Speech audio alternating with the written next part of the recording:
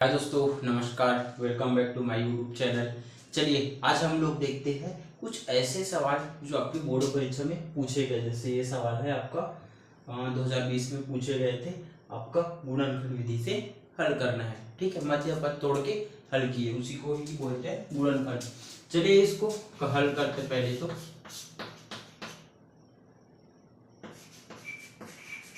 समीकरण 6x की घात 2 प्लस 7x प्लस 2 बराबर 0 की तुलना मानक वर्ग समीकरण। क्या होता है मानक वर्ग समीकरण, पता है ना? ये होता है आपका ax की घात 2 प्लस bx प्लस c बराबर 0 से करने पर।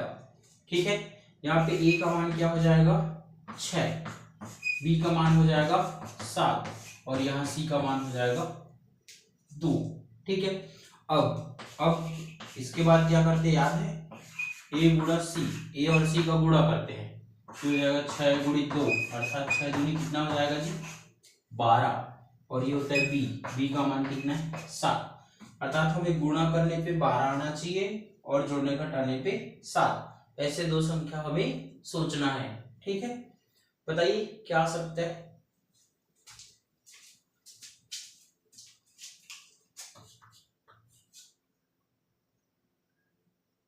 ये हो जाएगा आपका 6x की घात 2 प्लस, अब सोचो यहाँ पे क्या आ सकते हैं? दो संख्या है जिसको गुणा करने पे 12 है।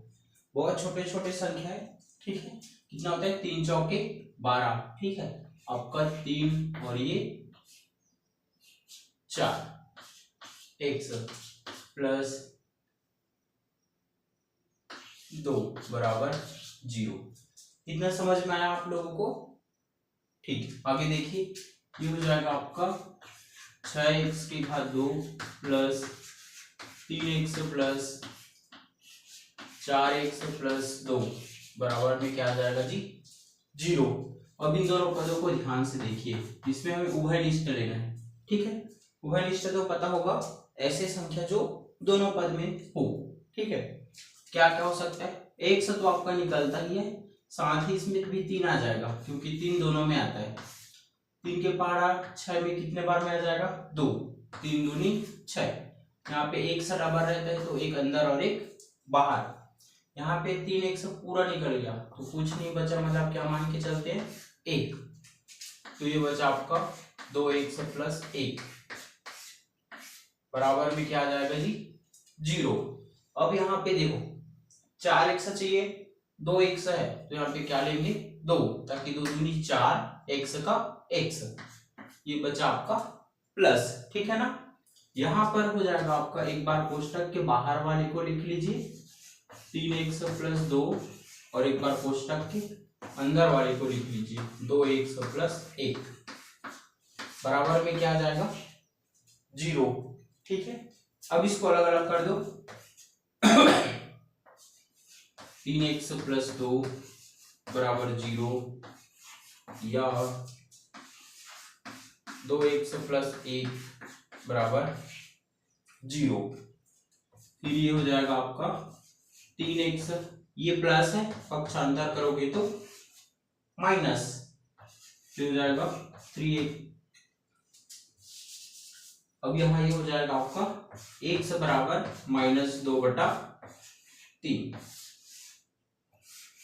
ठीक है, ये x का पहला मान। चलो दूसरा देखो, ये हो जाएगा आपका 2x बराबर -1, क्योंकि ये प्लस है, इधर आके क्या होगा माइनस, तो हो जाएगा x बराबर -1/2। ये x का दूसरा मान। ठीक है, ये हो जाएगा आपका आंसर। ठीक है जी।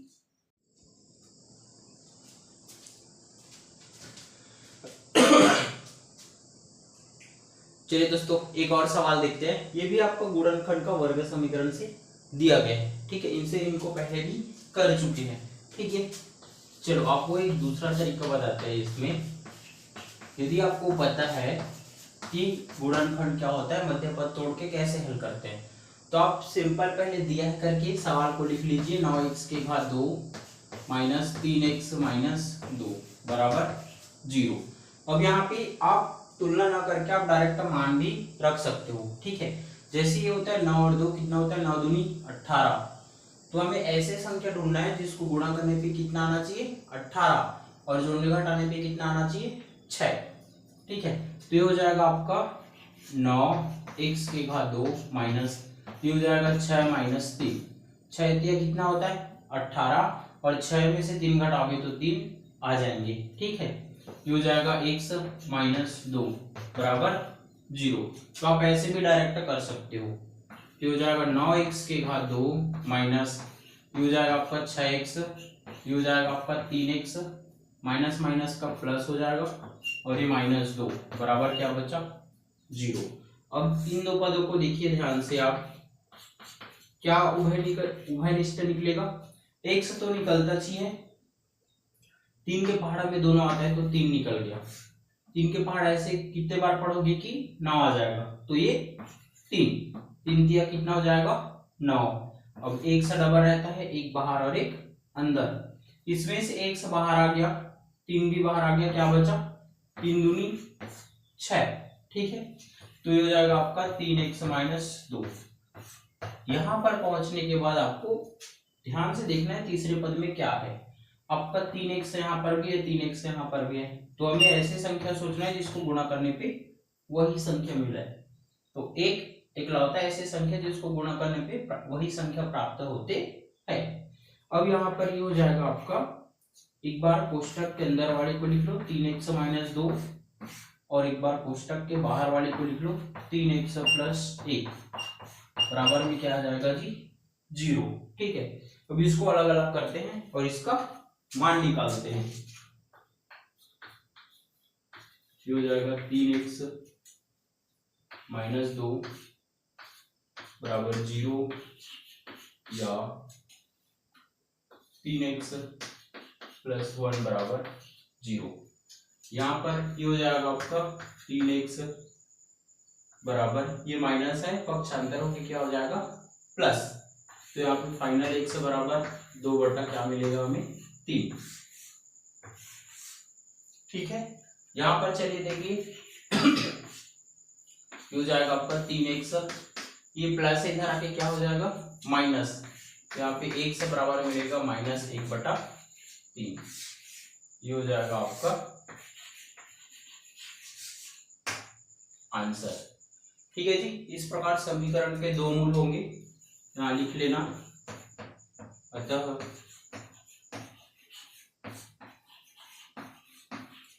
समीकरण के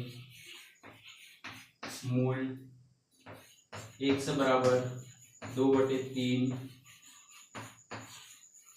और x बराबर माइनस 1/3 प्राप्त होंगे। ये हो जाएगा आपका आंसर, ठीक है। ऐसे चलिए दोस्तों एक और सवाल देखते हैं, ठीक है। इसको हमने अभी अभी पढ़े जस्ट एक दिन पहले, योगफल गुणनफल। अब ये आपका 2022 में सेट बी में पूछे थे, ठीक है। तो संभावना है कि आगे भी पूछ सकते हैं, ठीक है। चलिए अब यहाँ पे हम देखते हैं इसको जल्दी से, ठीक। ये हो जाएगा आपका, सबसे पहले तो तुलना ही करना पड़ेगा। समीकरण x के घात 2 प्लस 5x माइनस 2 बराबर 0 की तुलना मानक वर्ग समीकरण ax के घात 2 प्लस bx प्लस c बराबर 0 से करने पर, ठीक है जी। चलिए यहाँ पे ध्यान से देखिए, a का मान क्या हो जाएगा देखो इसके सामने कुछ नहीं, मतलब हम क्या मान के चलते हैं 1, बी का मान क्या हो जाएगा 5 और सी का मान क्या हो जाएगा -2। ठीक है, अब यहाँ पे ध्यान से देखिएगा, अब डायरेक्ट सूत्र रखोगे ना आप, मूलों का योगफल, क्या सूत्र होता है आपका -b/a। ठीक है, चलिए अब इसका मान ऊपर रखते हैं इधर,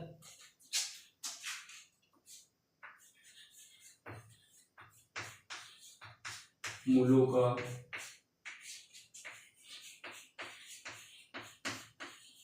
योगफल, मान रखो यहां से, देखो b का मान क्या है 5, तो ये माइनस और ये 5 और a का मान कितना है यहाँ पे 1, अर्थात इसका उत्तर आ जाएगा -5। ठीक है, दूसरा देखो, दूसरा क्या है आपका मूलों का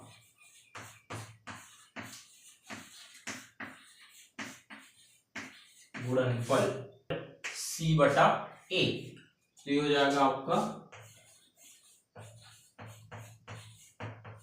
मूलों का गुणनफल बराबर c, यहाँ पे मान कितना है -2, a का मान कितना है 1, तो अर्थात इसका उत्तर आ जाएगा -2। ये हो जाएगा आपका आंसर।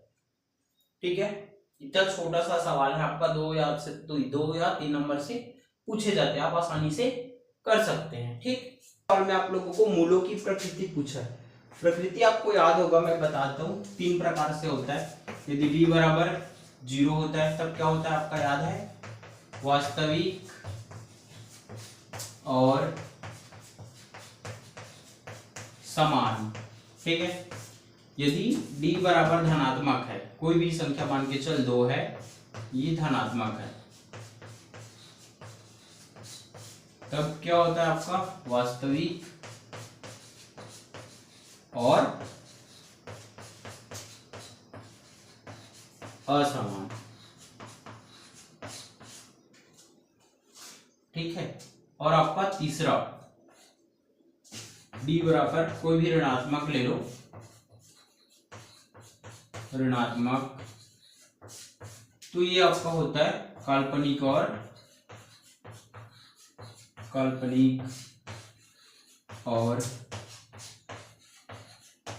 असमान। ये आपकी 3 कंडीशन होती है। यदि इसमें से प्लस आ गया तो वास्तविक और असमान, माइनस आ गया तो काल्पनिक और असमान, यदि d बराबर 0 आ गया तो वास्तविक और समान होते हैं। ठीक है, इसको हल करते हैं। सबसे पहले आप तुलना करोगे, समीकरण x की घात 2 माइनस 4x प्लस 4 बराबर 0 की तुलना मानक वर्ग समीकरण ax की घात 2 प्लस bx प्लस c बराबर 0 से करने पर। ठीक है जी, चलिए करते हैं। यहाँ पे a का मान हो जाएगा आपका 1, b का मान हो जाएगा -4 और ये c का मान हो जाएगा आपका 4। ठीक है, चूंकि कौन सा सूत्र में रखते हैं, विभेदक वाला, तो विभेदक वाला सूत्र क्या होता है, d बराबर b की घात 2 माइनस 4ac। चलिए मान रखते हैं, b का मान यहाँ पे कितना है -4 का वर्ग, -4 गुणित a का मान कितना है 1 और c का मान कितना है यहाँ पे 4, तो हो जाएगा d बराबर, देखो 4 का वर्ग करोगे कितना मिलता है 16, ये माइनस का प्लस हो जाता है क्योंकि घात में क्या है सम संख्या, ये हो जाएगा 4 एकम 4, ये 4 चौक 16। ठीक है, ये 16 आपस में प्लस माइनस में कट गया, तो आपको फाइनल जो है d का मान क्या मिलेंगे, d बराबर क्या हो जाएगा आपका 0, यहां लिख देना अब हमें 0 मिल गया तो क्या होता है, अतः समीकरण के मूलों की प्रकृति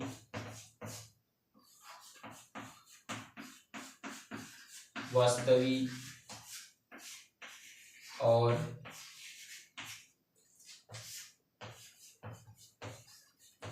समान होंगे। ये हो जाएगा आपका फाइनल आंसर। ठीक है, बहुत ही सरल है, आप लोग आसानी से कर सकते हो। ठीक, अगला सवाल देखिए, यहाँ पे हमें पूछा गया विभेदक या विविक्तर, दोनों एक ही होता है। तो सबसे पहले आप एबीसी निकाल लीजिए, जो लिखते हैं उसी को लिख दीजिए जल्दी से आप लोग। समीकरण 2x की घात 2 प्लस 5x प्लस 5 बराबर 0 की तुलना मानक वर्ग समीकरण ax की घात 2 प्लस bx प्लस c बराबर 0 से करने पर। ठीक है, यहाँ पे a का मान क्या हो जाएगा 2, b का मान क्या हो जाएगा 5 और यहाँ पे c का मान कितना हो जाएगा जी 5। हमें क्या निकालने के लिए बोला है, विभेदक। यहाँ पे चूंकि विभेदक क्या होता है आपका d बराबर b के घात 2 माइनस 4ac। b का मान रखो यहाँ पे 5 के घात 2 माइनस 4 गुणी a का मान यहाँ पे कितना है 2, c का मान कितना है 5। ठीक है, तो हो जाएगा d बराबर 5 का वर्ग कितना होता है 25 माइनस देखो 5 दूनी कितना हो जाएगा 10, 10 चौक 40, तो 40 में से आप 25 घटाओगे तो आपके पास बचेगा कितना -15। ये हो जाएगा आपका आंसर। ठीक है, बहुत ही छोटे छोटे सवाल है, आप आसानी से कर सकते हो। ठीक है जी।